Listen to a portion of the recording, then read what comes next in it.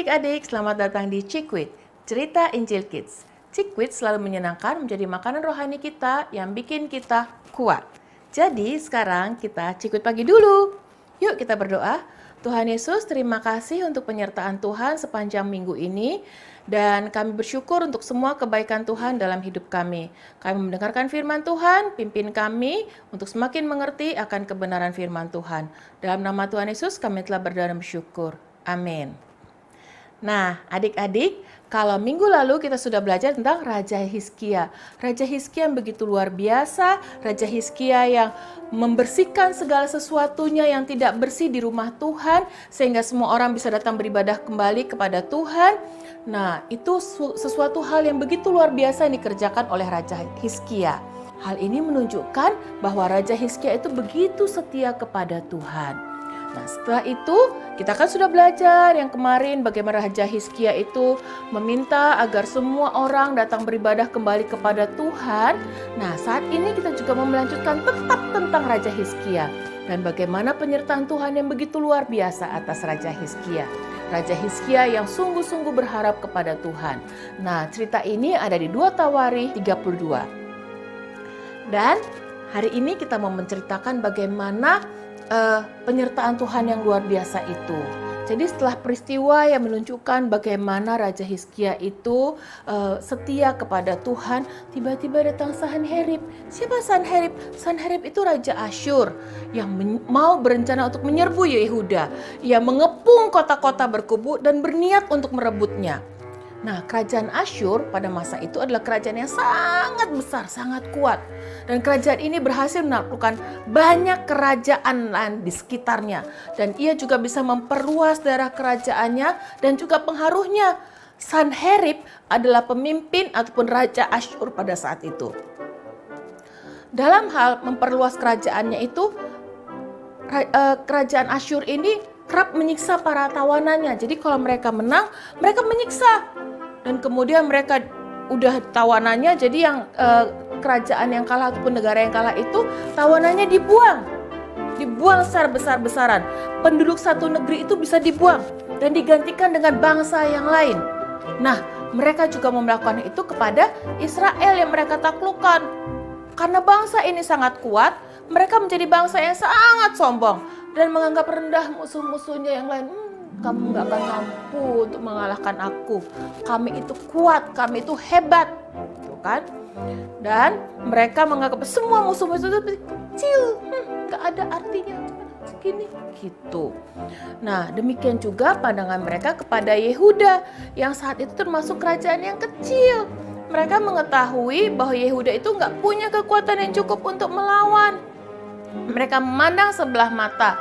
Sehingga merasa cukup hanya melalui juru minuman agung, ya, juru minumannya Raja Asyur yang menyampaikan ancaman kepada Raja Hizkia.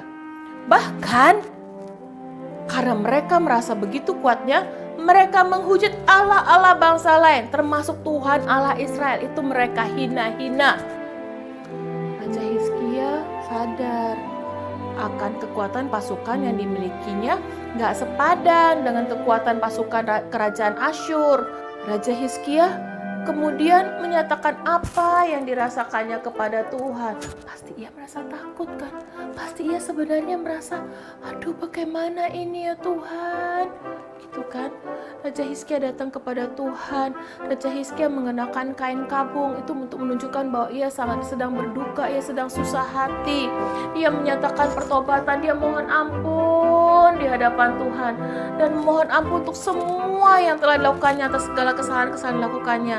Dan juga ia meminta agar Nabi Yesaya, nabinya Tuhan, untuk mendoakan masalah dan keadaan yang mereka hadapi. Keadaan yang sangat-sangat genting ini. Nah, tapi tahukah, masih ada banyak lagi yang diucapkan oleh pegawai-pegawai Sanherib, Raja Sanherib itu, yang menentang Tuhan Allah dan menentang Hizkia. Dan mereka menghina-hina, mereka membuat segala sesuatunya itu dengan gak baik. Mereka mengejek, mengolok-olok dan lain sebagainya. Mereka menghina Tuhan. Bahkan mereka menulis surat yang penuh cela dan hujat terhadap Tuhan Allah Israel. Bunyinya, sebagaimana para Allah bangsa-bangsa segala negeri lain tidak dapat melepaskan bangsanya dari tanganku, demikian pula Allahnya Hizkia tidak akan dapat melepaskan bangsanya dari tanganku. Sombong sekali ya, mereka menghujat Tuhan itu. Ketika Raja Hizkia itu menerima surat dan membacanya, ia membentangkan surat itu di hadapan Tuhan. Suratnya dikasih tunjuk kepada Tuhan. Ia menyerahkan surat itu ke tangan Tuhan. Sehingga dengan demikian, ia membiarkan Tuhan sendiri yang bertindak atas segala olok-olokan dan hujatan dan cercaan dan apapun juga yang gak baik itu yang dilakukan terhadap Tuhan. Yang menunjukkannya pada Tuhan, ini Tuhan. Ini yang mereka katakan tentang Tuhan. Ini loh Tuhan. Dan dia datang dengan hati yang begitu sedih. Bahkan bukan hanya itu saja, bangsa Asyur semakin berseru dengan suara nyaring dan mereka pakai bahasa Yehuda kepada rakyat. Mereka pakai bahasa yang dimengerti oleh rakyat di Yerusalem. Dan mereka berdiri di atas tembok dan mereka berkata untuk menakut-nakuti dan mengejutkan mereka supaya bangsa Asyur ini bisa merebut kota itu. Mereka mengolok-olok, mereka mengintimidasi, mereka bicara tentang Allah Yerusalem seperti tentang Allah bangsa-bangsa di dunia yang merupakan buatan tangan manusia. Padahal Allah yang kita sembah, padahal Allah yang disembah oleh bangsa Yehuda, padahal Allah yang disembah oleh Hizkia adalah Allah yang hidup, bukan buatan tangan manusia.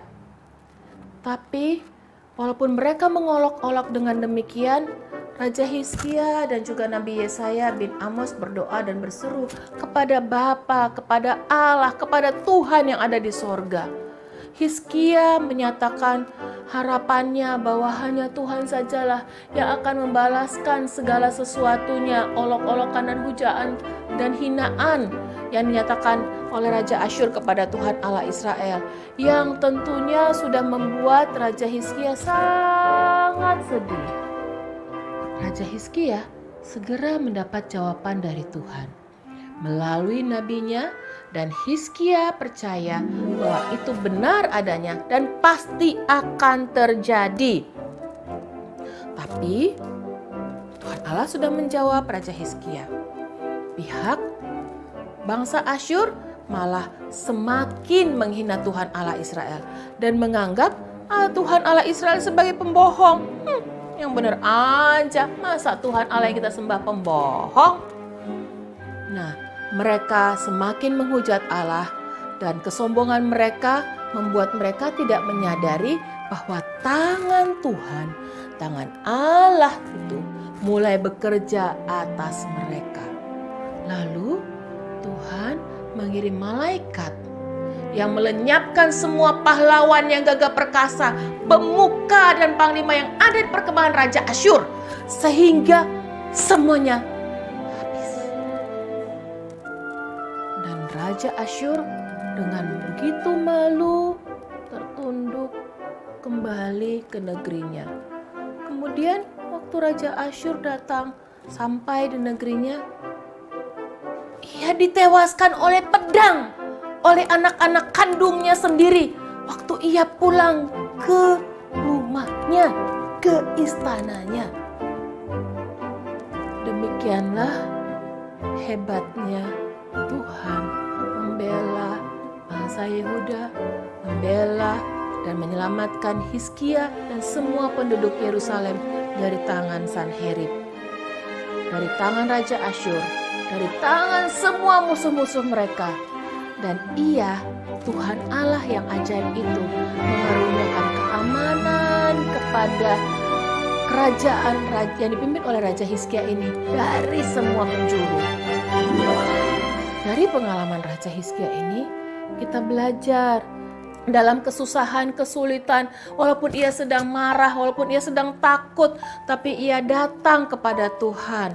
Nah, bagaimana Raja Hizkia ini waktu ia nggak tahu mau berbuat apa, tapi ia datang kepada Tuhan. Waktu kita juga, kita tidak tahu mau bikin apa, kita harus bertindak seperti Raja Hizkia ini. Kita datang menghampiri Tuhan, kita datang berdoa kepada Tuhan, dan doa yang dinaikkan dengan penuh kesungguhan dan kepercayaan. Allah telah berjanji membebaskan umatnya dari tangan musuh-musuh mereka dan tidak membiarkan terjadinya sesuatu yang tidak sesuai dengan kehendaknya. Itu ada di Matius 6 ayat 25-34. Dengan berpegang erat-erat kepada Tuhan dan kita percaya kepada Tuhan, kita akan memiliki damai sejahtera yang melihara hati dan pikiran kita, sama seperti Raja Hizkia. Waktu ia sudah geram sekali, ia marah sekali, ia gelisah dan semuanya itu ada dalam hatinya, ia datang kepada Tuhan dan Tuhan berikan padanya damai sejahtera. Nah, adik-adik, dalam semua keterbatasan dan kelemahan, kita punya Tuhan yang sangat berkuasa, yang mampu untuk melakukan segala sesuatunya, yang melampaui segala ketakutan kita, melampaui segala kelemahan kita, melampaui segala kekhawatiran kita, melampaui segala apa yang belum kita pikirkan sekalipun. Yang perlu kita lakukan adalah berdoa dan menyatakan kepada Tuhan segala kekhawatiran dan kelemahan kita kepada Tuhan. Filipi 4 ayat 6 berkata, janganlah hendaknya kamu khawatir tentang apapun juga, tapi nyatakanlah dalam segala hal keinginanmu kepada Allah dalam doa dan permohonan dengan ucapan syukur. Puji Tuhan. Nah, hari ini kita sudah menyelesaikan pelajaran tentang Raja Hizkia. Hizkia yang pertama minggu lalu, Hizkia yang kedua tentang Raja Hizkia yang kedua hari ini. Dan minggu depan kita juga akan belajar tentang Raja Hizkia yang luar biasa ini. Yuk kita sekarang berdoa. Bapa, terima kasih untuk firman-Mu.